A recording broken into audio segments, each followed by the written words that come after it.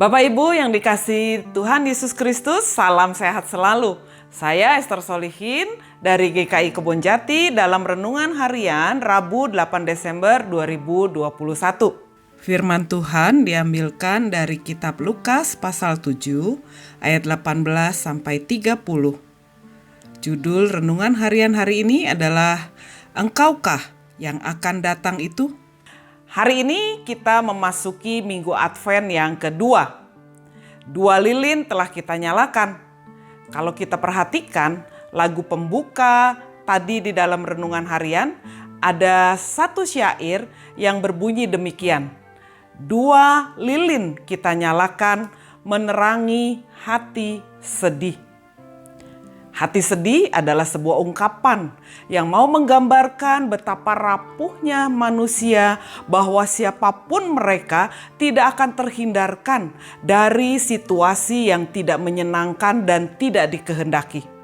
Hati sedih bisa saja bermakna manusia yang sedang berada dalam pergumulan ekonomi. Sekarang ini tentu saja juga ada pergumulan karena bencana alam di Lumajang. Hati sedih adalah juga situasi ketika keadaan rumah tangga sedang bermasalah dengan pasangan, dengan anak-anak. Ketika seseorang bergumul dengan kesehatan atau sedang didera sakit berat, usaha yang mengalami masalah, pekerjaan yang semakin terasa berat, ketidakadilan, itulah hati sedih. Dan masih banyak lagi kondisi lain. Situasi yang dapat saja membuat seseorang bertanya, apakah Tuhan tahu keadaan saya? Apakah Tuhan mendengar teriak saya yang meminta tolong? Mengapa Tuhan diam saat saya berjalan di jalan yang berat?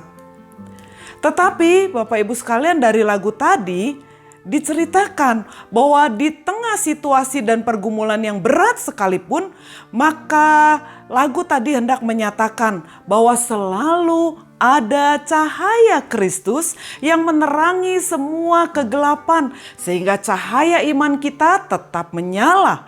Dan karena itu, dalam pengharapan akan hadirnya Yesus dan karyanya, maka tetaplah teguh di dalam Yesus agar iman tetap bercahaya dan tidak redup.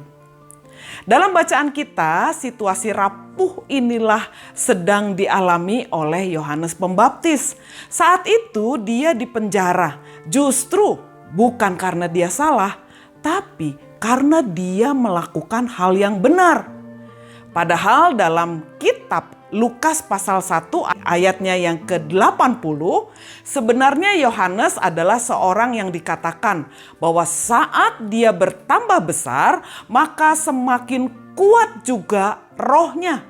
Artinya dia adalah seorang yang berkarisma, berwibawa. Bahkan Yesus menyebutnya bahwa di antara mereka yang dilahirkan perempuan, tidak ada seorang pun yang lebih besar daripada Yohanes. Nama Yohanes sendiri dalam bahasa Ibrani adalah Yohanan, yang artinya Tuhan menyayangi. Maksudnya, kelahirannya dan kehadirannya ke dalam dunia akan membawa sukacita dan mendapat tempat yang istimewa dalam sejarah penyelamatan. Tapi Yohanes saat itu mengalami situasi kehidupan yang tidak dia harapkan, yang tidak menyenangkan. Saat itu Herodias tersinggung dengan teguran Yohanes Pembaptis. Sehingga pada saat Herodes berulang tahun, dia menyuruh anaknya menari. Dan saat Herodes puas dengan pertunjukan sang anak sambung, maka dia mengatakan apapun akan diberikan sebagai hadiah.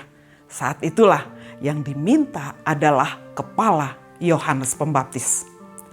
Yohanes Pembaptis bukannya tidak mengenal Yesus Kristus. Saat dia dalam kandungan pun dia melonjak ketika Maria datang mengunjungi ibunya Elisabet. Tanda Yohanes mengenal dan memahami siapa Yesus. Tapi Yohanes Pembaptis tidak steril dari situasi rapuh.